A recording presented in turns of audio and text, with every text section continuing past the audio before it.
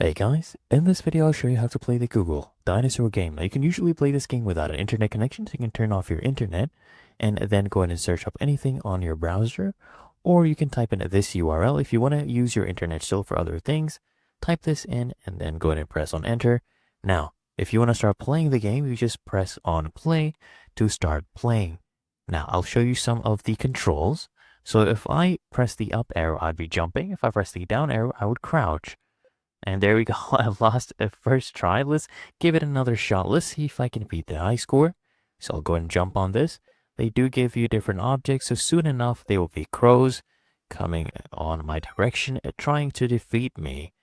And also, guys, the speed would change. It would get much faster. Sometimes the screen even goes black.